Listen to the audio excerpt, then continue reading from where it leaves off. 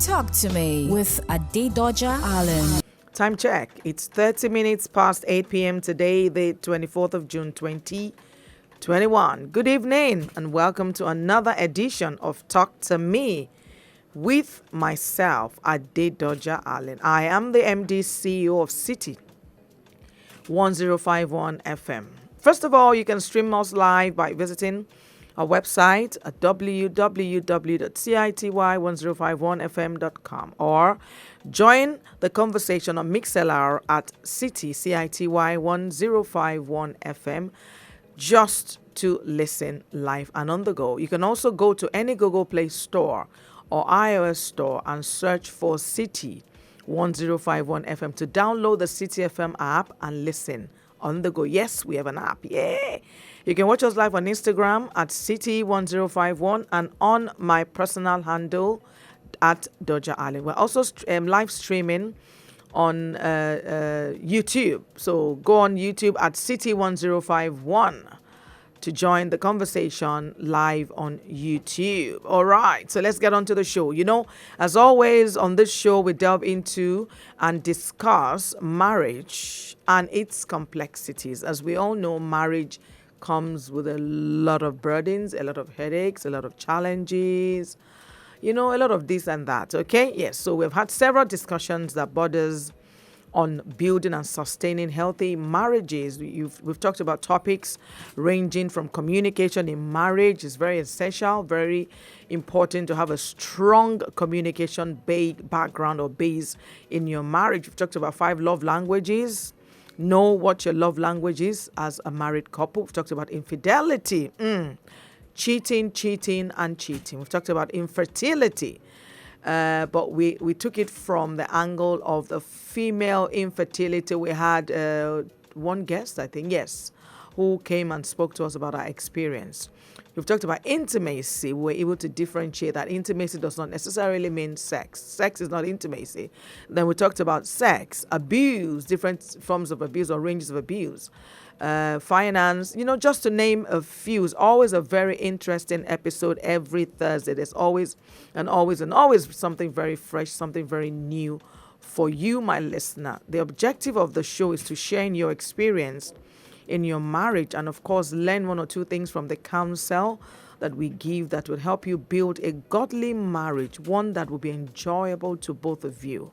That's the essence. We want to educate, counsel, inform, expose couples so that, certain issues, first of all, maybe, issues could be relating to their marriage or something that they both can learn from. And then at the end of the day, they would have a fantastic relationship. All right. So tonight, the topic of discussion is male infertility. Male infertility, right? Yes. Infertility, as you know, has always been considered a problem that affects only women. I told you that once on this show we discussed it, and honestly, we looked at it from only the woman's point of view or woman's angle. And I'm wondering, why would we have just one-sided it, if I may put it that way? Of course, men face infertility as well. But there's the stigma that it's just the woman that did not get pregnant. The problem is always with the woman. No. In a typical African society, God forbid you to insinuate that a man is infertile. How? It's always the woman that has the problem. Always. Not only is it just highly inconceivable, but it's also disrespectful and ego crushing for them. But honestly, let's be factual. Men can be infertile too. Men are infertile. Some men are infertile. It's nobody's fault. You just find that is happening to you. No one is going to blame you or, point fingers at you. Sometimes we find ourselves in certain circumstances that, we didn't do anything to have warranted it, to have allowed it to come upon. It just came upon us like that. So most men believe that once you have had an erection and you can perform sexual acts to the point of orgasm, then it automatically means that they can reproduce, which is not true. We are very aware of that illusion. It's not the fact that you have an erection, you can have sex and you can ejaculate. does not mean that, the thing is going to turn into a bouncing baby boy or girl or twins or triplets. It's becoming very clear that a lot of women are not getting pregnant, not because they are barren, but because husbands are infertile. Yes. But oftentimes we keep quiet, we hide it. In marriages, in families, when these things happen, you find people immediately turn to the woman. What's going on, madam? You're not yet pregnant. They'll start counting. This one, that one, that one, that one. And oftentimes, we women, I know majority of the time we keep quiet. We're like, let me just cover his shame, but nobody's covering our own shame. She's one that can't get pregnant and all of those things. So I like tonight's topic. We need to really educate and inform ourselves. And, for the men out there, maybe if you're out there going through one form of infertility or the other one cause as a man, to further explain this, we thought it is best to invite an expert in the medical field to address and shed more light to tonight's topic. So it's going to be discussed from an expert angle, so quite a lot to learn. So join me as I welcome Dr. Abayomi Ajayi. Good evening, sir. Thank you so much. It's my pleasure to be with you this evening, and thank you for having me. Okay, thank you, sir. It's very clear. Wow. All right. So I'll just go on to introduce you to our listeners on radio and online. Dr. Abayomi Ajayi is the Chief Executive Officer of Nordica Fertility Center with offices in Abuja, Asaba, and Lagos. He is the founder of the Physicians Roundtable, the Endometriosis Support Group, and co-founder of the African Endometriosis Awareness and Support Foundation. Dr. Abayomi Ajayi is the co-convener of the Dr. Abayomi Ajayi Physicians Mentoring Program, a platform aimed at providing mentorship and guidance for young medical professionals. It sits on the board of the International Society for Intravitreal vitreal fertilization, that's the IVF, and is a member of the Society of Obstetrics and Gynecology, American Society for Reproductive Medicine, American Society for Gynecological Laparoscopy, all these medical jargons, International Society of Gynecology Endoscopy, American Society of Liposuction Surgery, and American Academy of Cosmetic Surgery. Wow. Dr. Abayomi Ajayi is an alumnus of Stanford University's Seed Institute for Innovation in Developing Economies. He was recently awarded the Endo Hero for the year 2022 by Nizat Family Foundation and Endo March at the 2021 Worldwide Endo March for his work in endometriosis awareness, advocacy, research, and management of patients with the condition. Good evening once again, sir, and welcome to Talk to Me with myself, Adedoja Allen. Thank you so very much, and thank you for the very generous introduction. It's good to have you on the show.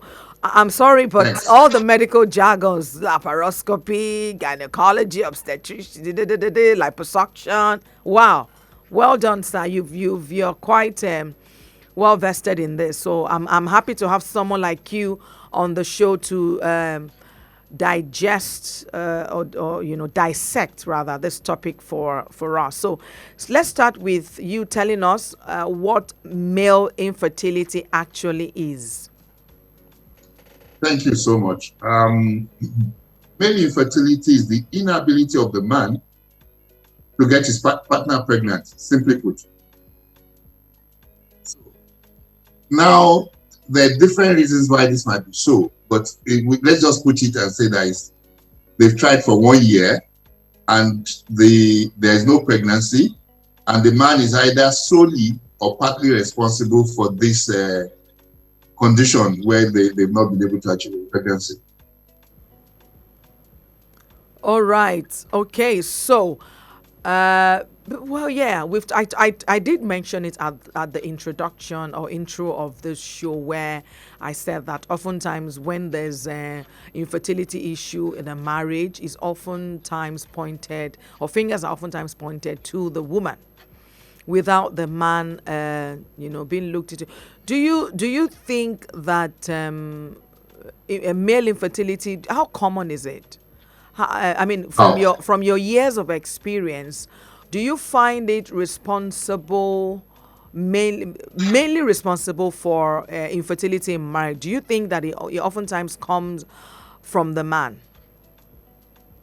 yes, that's the simple answer. But it's such a common situation. Really and truly, I think you must cut the men some slack.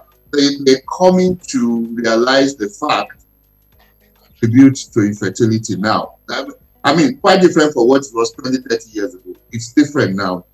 The climate is changing because 50%, 40 to 60% of infertility is caused by the man, either solely or is contributing to infertility.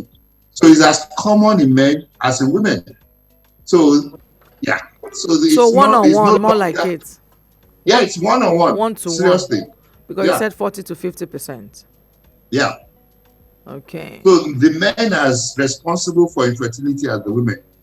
Figures are even showing that men, the quota of men might even be exceeding their quota because we seem to be seeing that sperm count going down all over the world, all over. So it's really a very important topic that we need to continue to educate our men on, because if care is not taken, I think that equation actually is going to change so much so it will be unfavorable to the men from the look of the way things are going now.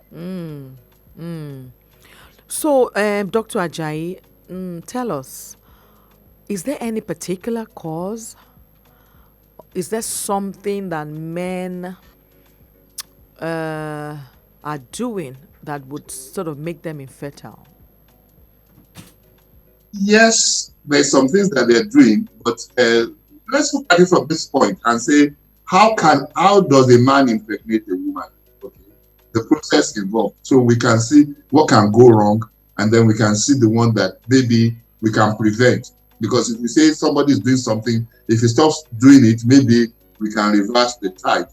Okay, so for a man to be able to impregnate his wife, he has to be able to produce sperm in his testes. All right, the sperm needs to be carried in some very tiny tubes to mix with the semen, and then for him to be able to ejaculate through the urethra into the vagina of a woman. And then the sperm must be able to move. There must be in sufficient quantity and be able to move in order to go and fertilize the egg in the fallopian tube. Now, so if you look at it from that point of view, then we can see what can go wrong. So if from the testes, which is like the factory, the production is not up to par to start with, either because he has inherited some things or because he has some medical diseases, either renal disease, either diabetes, or even sometimes cancer. Okay, then to the point of for him to transfer this sperm. Okay, if there's a blockage on the way, either from previous infection, or he has when he was playing football in school, he fell into a manhole, and that tube that is supposed to be transporting the sperm has already been injured.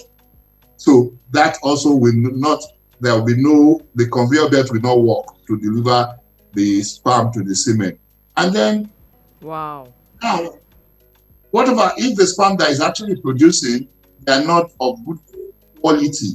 Okay, so that's why we look at the count, we look at the ability for them to move, we look at the normal forms in the sperm. So if all these are not up to par, then there'll be problem.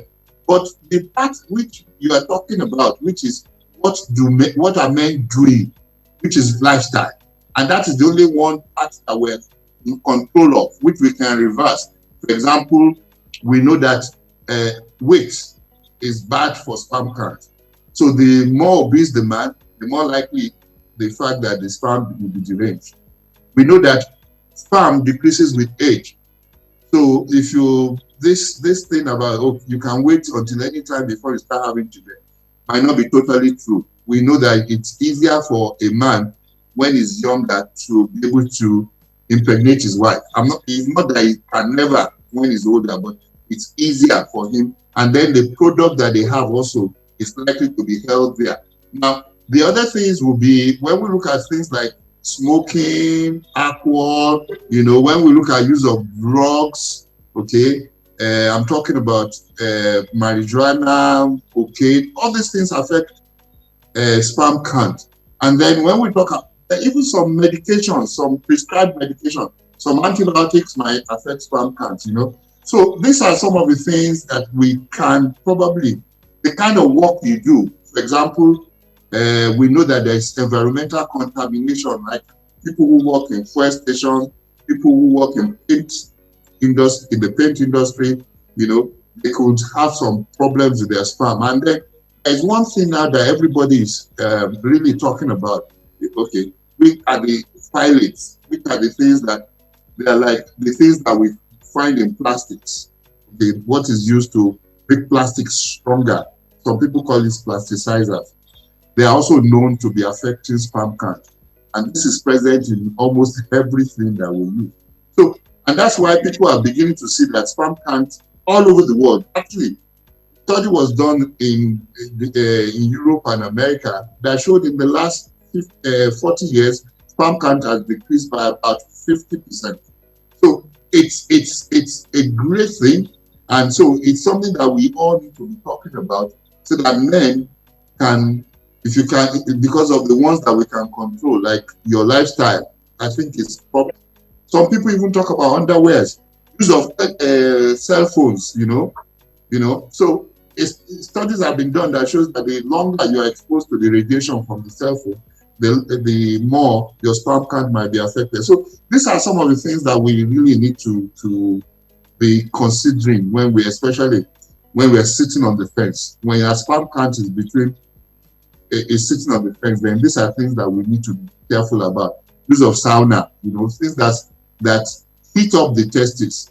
It's God made the testes to be hanging outside for a reason, so that they can cool. So Wow, interesting analysis there. So actually, I don't know.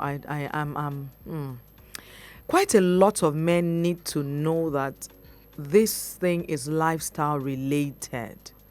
So it doesn't just fall from the blues. It is the kind of life that you live. I mean, you talked about alcohol consumption, you talked about smoking, you talked about drugs, you talked about lifestyle there, you talked about weight, so many things. And quite a number of our men take these things for granted. They do take them for granted. Like we said, everything, infertility, child, it seems like all the man does is just to go in and out and that's it, forgetting that they also have a very big role to play. Do you agree with me, sir? You know what I mean? we've always confused the virility for fertility. The fact that you can have sex Exactly. 2 rounds, 3 rounds doesn't make you fatter. Wow. Interesting. So you talked about drugs. What about drugs like Viagra? What they use to, promote enjoyment. Really, yeah, it's a different kind of work. Okay, it does not promote you to make sperm.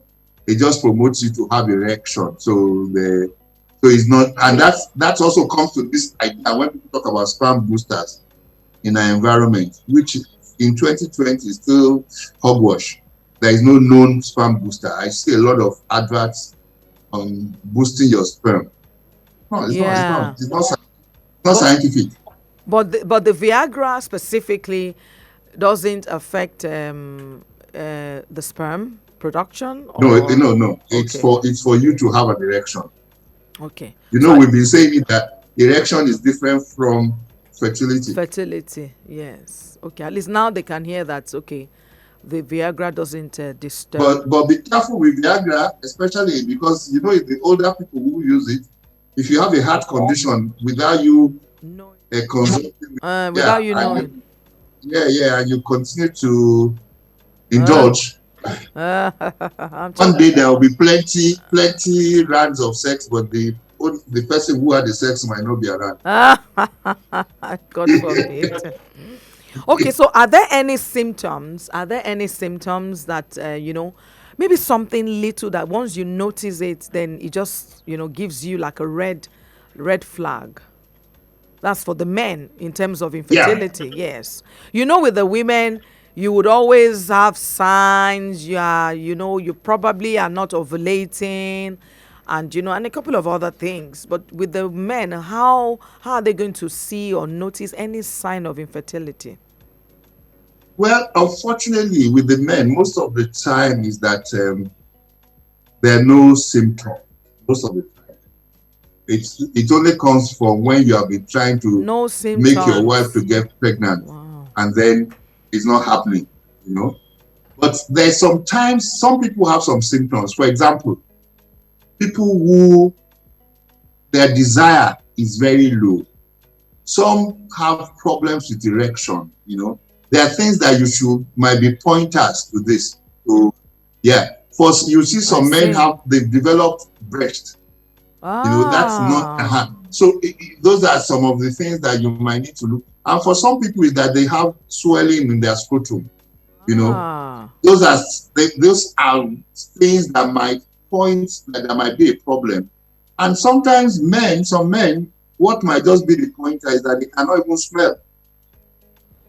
I see. So these are some of the things, but very few people have symptoms. But the ones that have symptoms, then those are. But if quite a number of people don't have any symptoms, it's just that they can't get their wife pregnant.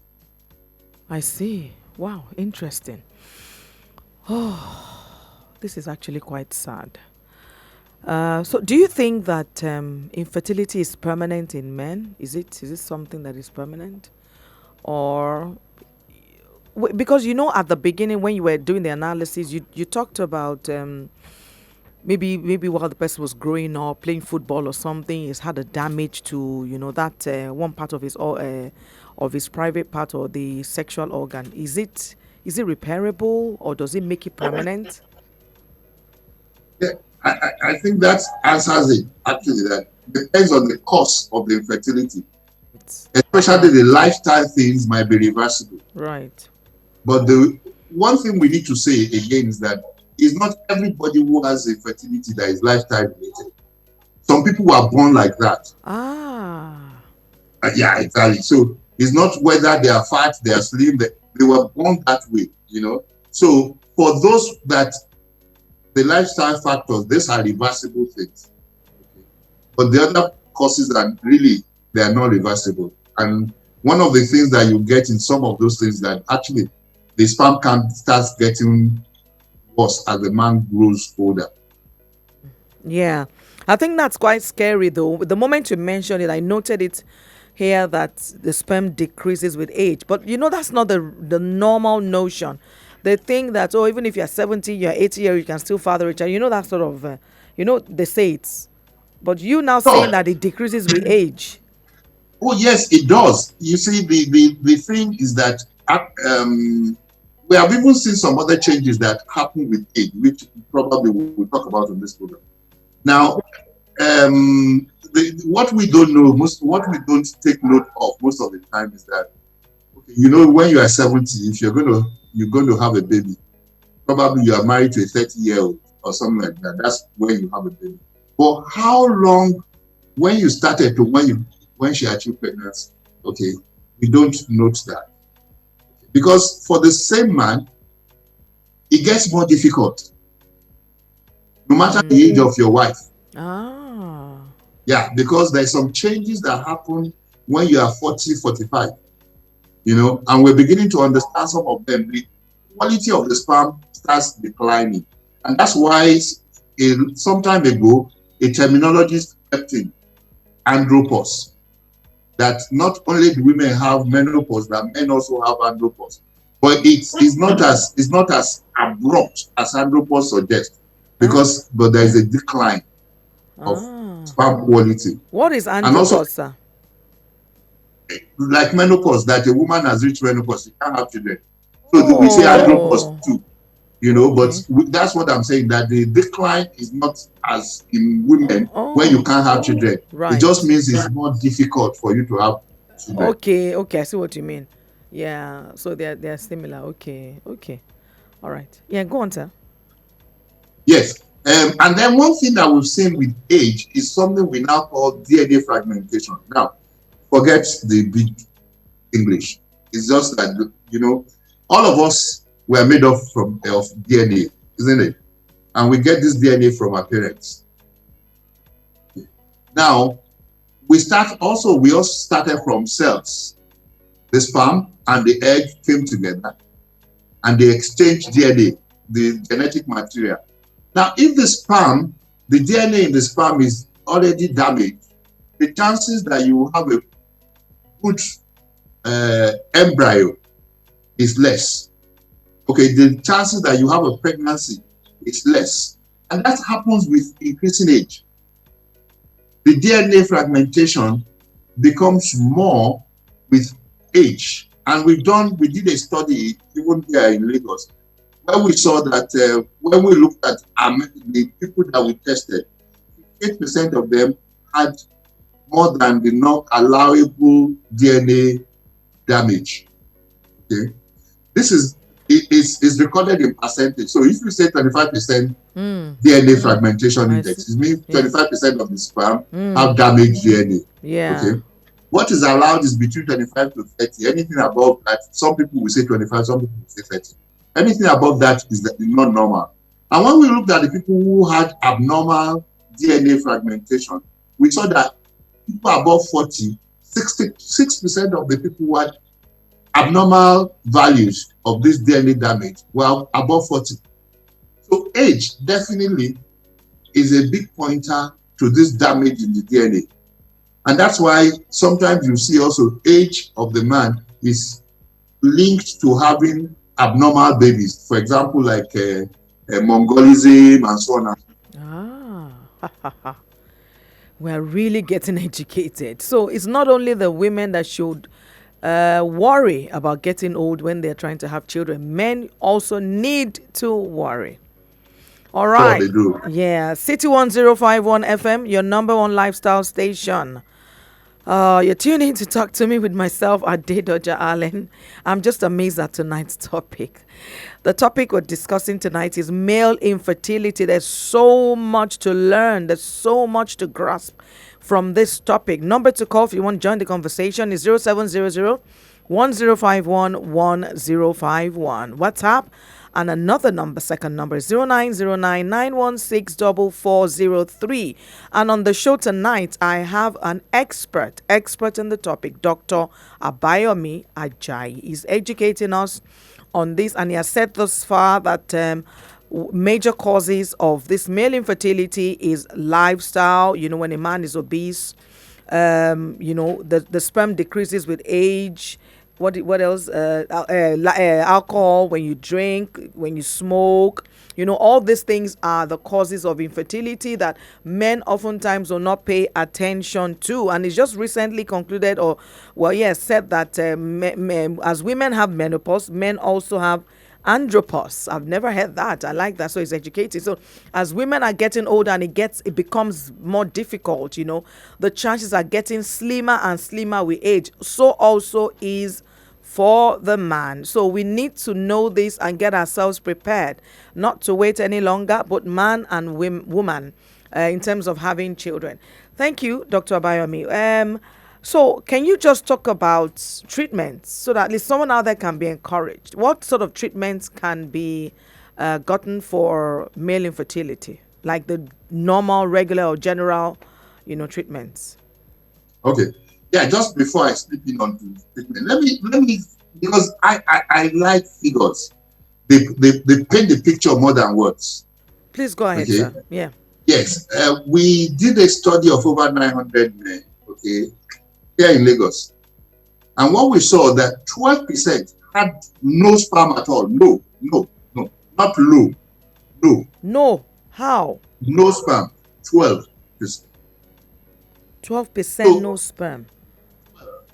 So, so that means that when they ejaculated, nothing came out. Is that what it means? So No. they were just ejaculating blanks. No. Yeah. Is that possible? Oh, yes, man. Wow.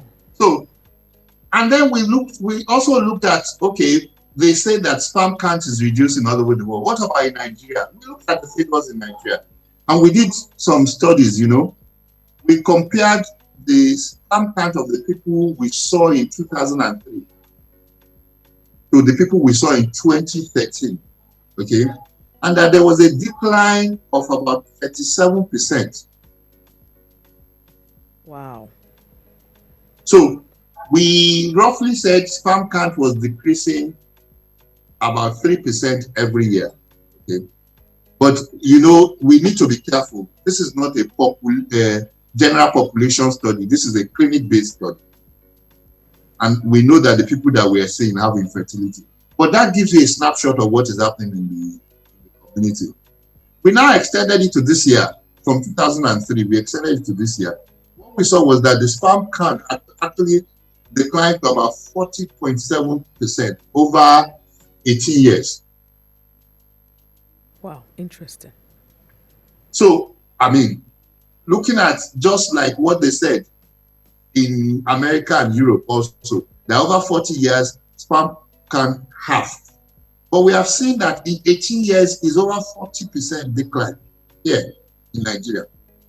And then, but the one that was even more startling was the motility of the sperm.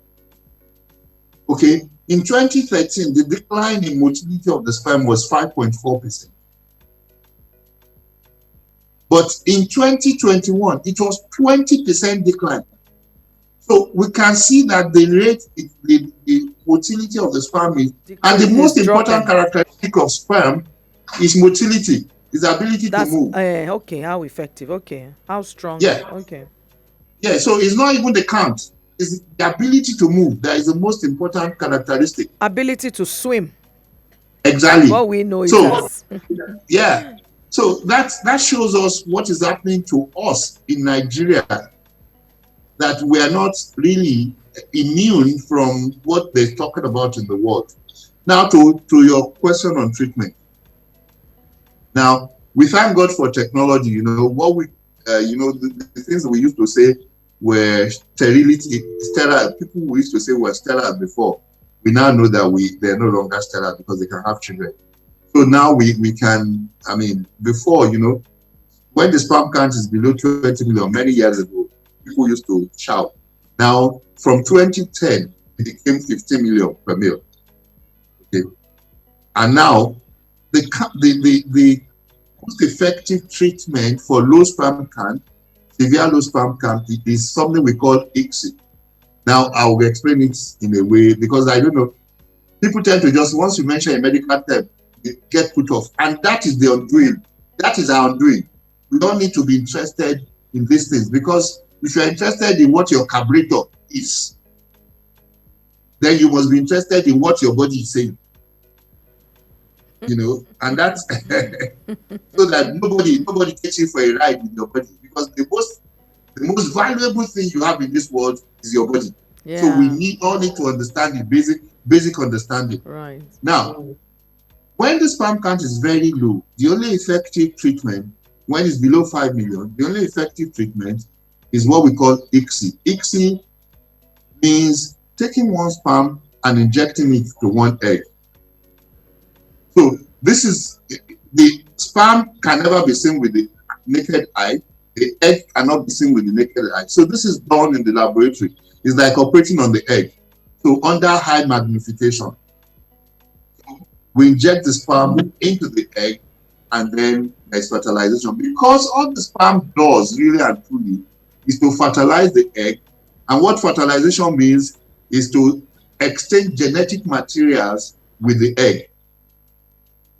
So that is what we are able to do by injecting the sperm into the egg without destroying the egg.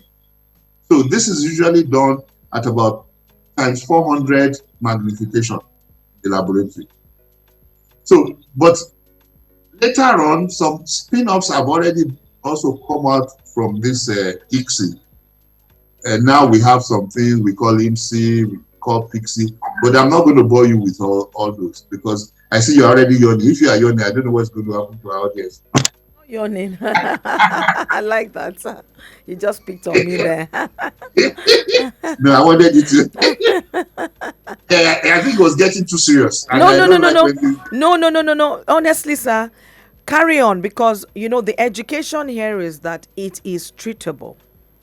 Yeah, Yes, so that's encouraging to know that whatever is causing the male infertility, it is treatable. Because as we've been saying, men too are often ashamed, or they just shy away from it. They don't want to talk about it. They don't want to accept it. Well, we women would accept it and go for every treatment and do everything, but men will just would rather not talk about it. So it's good that you're educating us. So people out there, the listeners out there, should know that it is treatable, and so it's not a problem. They can go for okay. treatment. Actually, I think it's cultural. What is the picture you're painting is cultural. The woman who gets pregnant is the woman that has a protruding tummy. If a man has protruding tummy, it's only the other. So really, so I think, and then again, women sometimes are over responsible. They take too many things on their heads. But it's a shared responsibility. Yeah, a shared And problem. that's what we're trying to, that's what we're trying to let people see, that look, once we are not achieving a pregnancy, is a shared responsibility, and people are getting to get into that tune that look, you know what, it's a couple's problem. It's not one person's problem. It's not that they said it's your problem. Exactly. Whether it's the man or the woman. Exactly. The important thing is that the two of you have not been able to achieve a pregnancy. Correct. That's it. And then also one of the things we are also encouraging people to do is to seek counseling. In Nigeria, when we talk about counseling, it's church. People think about church. And the church counseling is it's not I'm sorry, I'm a Christian, but it's not professional counseling. It's telling you what to do. Okay. The pastor assumes the role that I know everything. Okay. The church in professional counseling, the counselor does not know everything. The counselor allows you, because the counselor knows that you have the ability, but it's just needing somewhere in you, allows you to come out with the solution yourself, because you are the one, of the couple is the one that knows their strengths, their weaknesses. And so what the counselor does is to guide you to have that solution, for you to know what you can do in order to overcome this problem is. Guide you expertly. Exactly. So the counselor is not going to tell you, do this. No.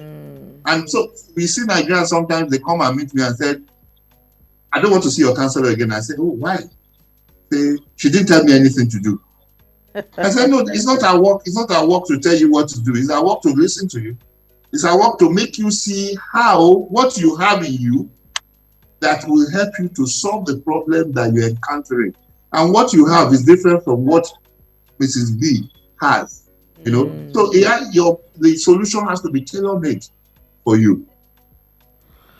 All right, City 1051 FM, your number one lifestyle station. You're tuned in to Talk to Me with myself, Adedoja Allen. Our topic of discussion tonight is male infertility, and we have a very special guest with us who is educating and informing us on what exactly male infertility is, what treatments, what causes it. Dr. Abayomi Ajayi. Dr. Ajayi has been educating us on the cause of male infertility. You can join the conversation on the 0700-1051-1051.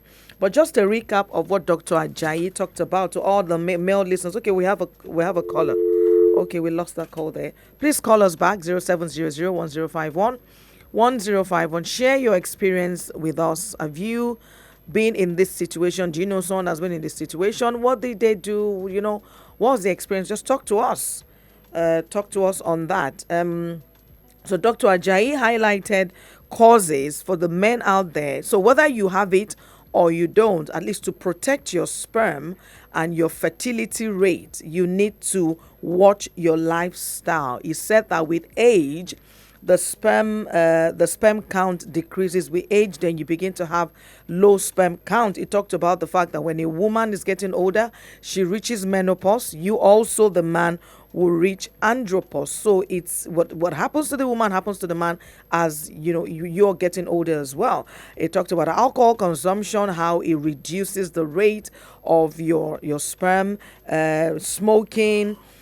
So all of these things are major causes of infertility. So for a man, you also have to ensure that you live a healthy lifestyle. This is what I can get from the conversation. A healthy lifestyle is very important, and don't assume that getting pregnant is just the sole responsibility of the woman. All you need to do as the man is just to go in and out, like he said, just have sex. And no, it's more than that, it's beyond that. So quite a very informing and educative conversation we've been having here around male infertility. Can I ask a foolish question, Dr. Abayomi? I put it here on my notes that can an infertile man get a woman pregnant? Should I answer that myself? The answer would be no, right? Well, might not be completely no. In medicine we say there is nothing like never. Right. There is nothing like always. All right, interesting to know that. The chance is very low, but it's just for one sperm to get his way, as long as you have sperm. Can we pick this call, please? Sure. Hello, good evening. What's your name and where are you calling from? Oh, my name is Olaniro. I'm calling from my brother here. Okay, hello. Olaniro. Yes. Yes, talk to us. Yes. This is a very educated program which a lot of men should take one or two things home from. I believe I think some people might have probably missed on this program. I want to probably suggest if there could be a repeat broadcast of this program. Oh, if there should be no, it's going to be it's streaming live on YouTube, and it will be on our YouTube channel at City 1051. I know, but a lot of people busy schedule and all that in Lagos. I think if it's probably aired again on probably a repeat program being recorded, could probably help some people. I think what we can do is to promote this one, use this to, promote this and then drive traffic to the YouTube channel so that they can go and watch and also listen. But I like you're particular.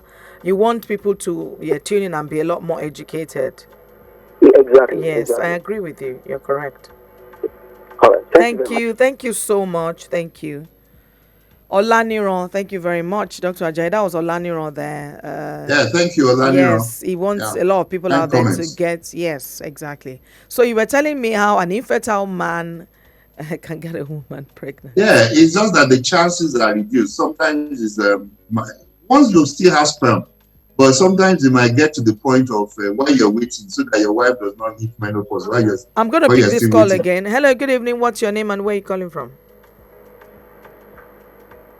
Hello. All right, we just lost you there. 0700-1051-1051. Please call us back. Hello, good evening. One thing I want us to. Hello, good evening. What's your name and where are you calling from? Yes, please. I'm coming from Ikeja. This is Mrs. Blessing. Mrs. Blessing. Okay, good evening. Go ahead. Please, I love the program, and there is one issue I would like the doctor to tell me on how to go about it. Could you please turn down the volume of your radio so that we can hear you well? Yeah, can you hear me now? Yes, thank you. It was saying that maybe when the person is in the school, when they are playing ball or whatever, so like I have an issue on my son. Hello? Go ahead, ma. We can hear you. Go ahead. Yeah, I have an issue with my son. It has been a long time. He was playing. So they now asked him to go and send something to the kitchen. So he was watching cartoon and missed his step. They now hit his penis on the step inside the parlor. But I took him to the hospital. The doctor said that there is no problem, that is okay. But now that he's growing, he's about 11 years old now. So when you come back to school, tell me, mommy, that my penis lies in the school. I felt bad. So His when I did tell what? the daddy His started, penis did what? he will come back at times. Yes, when you wake up in the morning, the penis will rise. So when he goes to school again, yeah, when he goes to school again, when he come back from, he tell me that mom, my penis rise again in the afternoon. And I said, no, I don't think it's right. But I know penis normally rise in the morning, so I don't know whether it normally rise in the afternoon or 3 times in a day. I don't know about that. I only know when you wake up in the morning to show that the thing is okay or whatever. He will just rise there in the morning. Now, I've tried to explain to the dad, but he's not taking it serious. Okay. I should just leave him. Is not my said. No, I don't want a situation where he will grow up. It will affect his sperm. I see. I get the picture. So he's had like an accident, like a domestic accident where he hit the penis. He was watching the cartoon. Okay, he hit the penis on the wall. Okay. All right. So just stay tuned and allow the doctor to answer that question. All right, ma'am. Okay, okay. Yeah. Dr. Ajayi, did you get that? No. No. Okay. So let me relay it to you. Okay. All right. So this Mrs. Blessing called and said that son, when you talked about the fact that, whilst they're playing football, they could have an injury and just, lose their, and it could cause infertility. So she now picked on that and said, once in the house, our son has had a domestic accident where he hit his penis on the staircase. And it was maybe just before 10. Now he's about 11. And so he has erection in the morning. And then in the afternoon again, whilst he's in school, he has erection. So she's concerned. Her husband thinks there's nothing wrong. It's one of those things. But she's concerned that having an erection in the morning and having another one in the afternoon at 11 seems a bit strange. So she's trying to link that with what happened previously. What do you think, sir? No, I don't think they're related because, we just talked about this, have erection and still not be fertile. And you could be fertile and your erection is not too good. So they're not. It does not mean they're interchangeable. They are not related. Okay. So the fact that the boy has an erection does not mean that he will be infertile. No. Okay. So, well, I wanted to say that the erection could signify something good, but you've just explained it now that erection does not mean infertility, non-erection does not mean, so vice versa. Yeah. No. Okay. The routes are different. Okay. All right. We have a WhatsApp message now. Good evening, ma'am. Nice show, doctor. Thanks for the heads up. But at what age can a man's sperm start losing potency? Can a woman in her mid-40s get pregnant? That's the question. Yeah. Okay. Yes. Woman, let me start with the easiest of them. Woman in her mid-40s probably can get pregnant. But the chances, we're talking about chances, the probability. The chances are reduced, but she can. But the likelihood that she will actually have a miscarriage, even after getting pregnant, is higher than that she will have a live birth. When you're over 40, the chances that you have a miscarriage is higher than that you have a live birth. So that's where the problem is. And then the chances that you have an abnormal baby is also higher when you're over 40. Oh, so miscarriages are higher over 40? Oh, yes, because of the abnormality in the chromosomes. The hormones, okay. Yeah, the chromosomes. Oh, the chromosomes, okay. Yeah. And then, for the man also, from about age 40, 45 especially, sperm count starts to increase. But from about 40, the fragmentation in the DNA actually increases. So those are the facts. So it's better for you to start having your children, even for men, before 45. Okay. To join the conversation, 0700-1051-1051. Something I want us to talk about a little bit more. Yes, go on. It's about these hard drugs. Because what I see these days, it's alarming. If you live in Lekki, you see them, they're hawking it on the road. Oh, really? You see all these boys who have what do they call these bags that they have? The backpacks. Backpacks. Many of them are selling this thing on the road. And so it's really getting becoming rampant. Yeah, it's becoming an epidemic. So I think we really need to talk about it, especially for the sake of fertility. People need to be careful because it affects both the men and the women. I see. So hard drugs, Dr. Ajayi has just said now that hard drugs, whichever one, affects fertility in male and in female. So you need to be careful if you think that you're young. So for the people in their early 20s, all those university students that feel that they're young and they are not ready to get pregnant, that means they are sowing something really bad. Exactly. They're giving me work for the future. Yeah.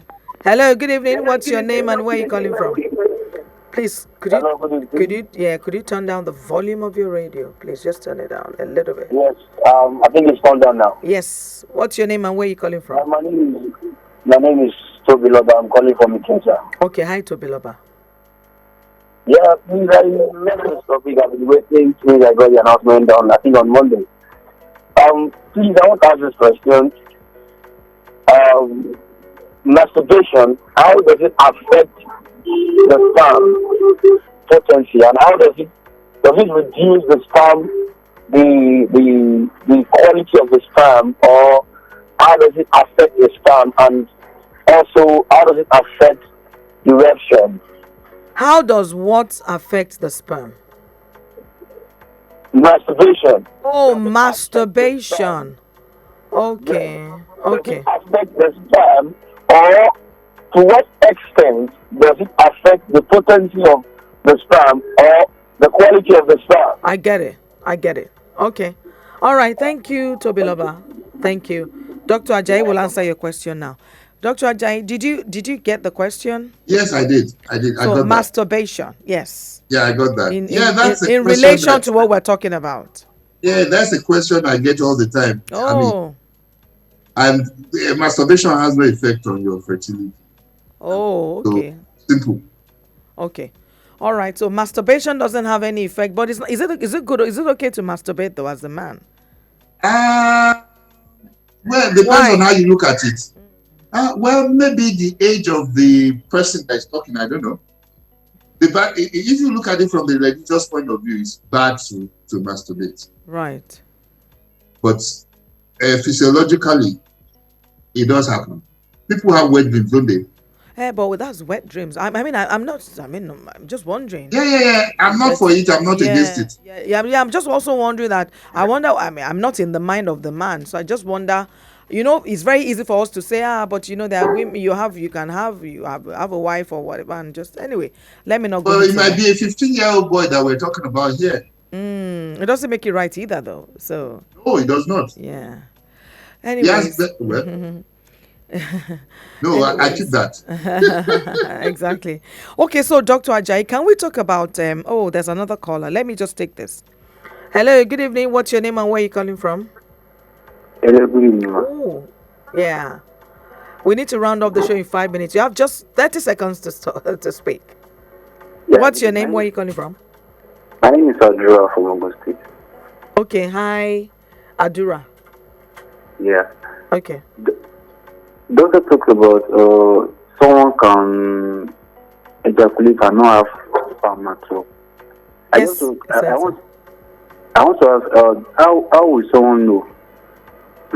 Okay, how will someone know that he ejaculates and he doesn't have sperm? Okay. Yeah. All right. And what is the solution? Okay, and what's the solution? All right, thank you. Yeah. Dr. Ajayi, so the last caller has just asked the question that you said ejaculation without having sperm in it. He said, how would the person know and what is the solution? That's from Adura. Adura.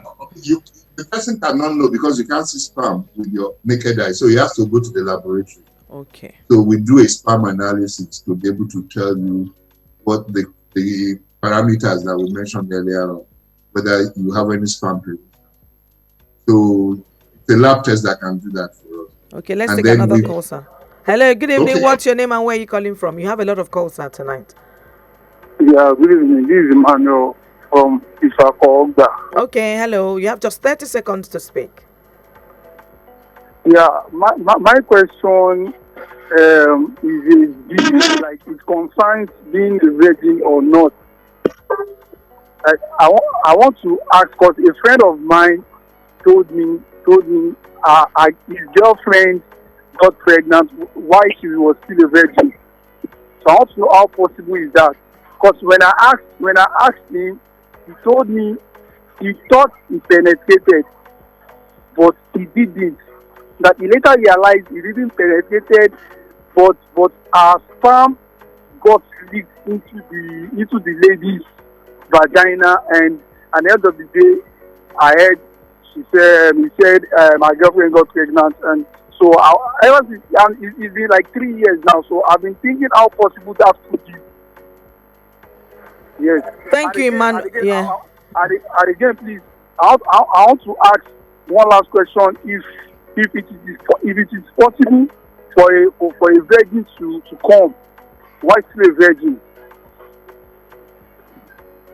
Thank you. All right. Thank you, Emmanuel. Even I, that I'm not a doctor, can answer the first question that he doesn't have to penetrate before she gets pregnant. If you release at the tip of the vagina or the mouth of the vagina, then the sperm swims into the vagina and she gets pregnant. Doctor, am I correct? Are you going to give me? Are you going to give me a certificate tonight? Well, we can give you the M, not MBBS. We give you only the M. Okay, sir. All right. So I'll let you just delve into it a little bit more. Yeah. Oh no, but you're exactly. That's what I was going to say. That if she can get pregnant, you just answered the question. Yes. And the second one is the same thing. Coming and being a virgin, they are not related. So a lady can come and be a virgin. So he's asking if the lady, a virgin, can reach orgasm. Yeah, she can. So Yeah. Dr. Ajayi has answered and said yes, she can. Unfortunately, that is all that we can take tonight. I wanted you to talk about it in 30 seconds. How can the wife support the husband in infertility? You know, if the man is going through infertility, what do you advise? Great question. Now, in your introduction, you said that it's ego crushing. Yes. Okay. And so the woman needs to be aware of that one in her environment. So when a man is faced with infertility, it affects his ego. Okay. And therefore, the woman needs to be very supportive. He's not the one that you say, are you a man? You know, I've heard that before. The woman, out of annoyance, tells the man, you too, you are behaving like a man. I mean, you know, that should never come. That should never happen. Right. You should be supportive, and if possible, get professional help. I think that's one part of the treatment that people are not paying attention to. Getting professional help.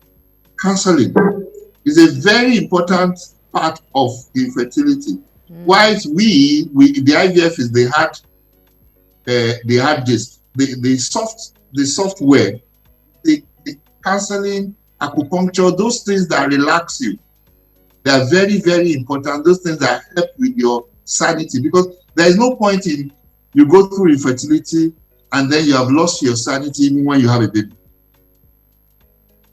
Yeah, so it's very important for the wife to be very supportive.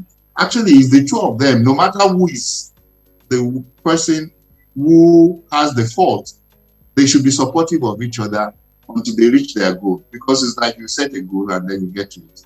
Oh, well, that's just, we can't go further tonight. We have to end the show now. Thank you so very much, sir. We're going to post this conversation on our YouTube, so you can listeners can go onto the YouTube and watch and listen to the full show. I'm sure Dr. Ajayi as well would, his team will obviously take it and post it as well for you to educate yourself more on this male infertility and prevent it and protect yourself from falling victim of male infertility. All right, that's enough for today. Thank you so much for joining. Thank you very, very much, Dr. Ajayi. Thank you, sir. Very, very, very educative show there. All right, to my listeners, see you next time. This show makes a return next week, Thursday at 8:30 p.m. Good night. God bless you. Don't touch the dial. Talk to me with Adedoja Allen.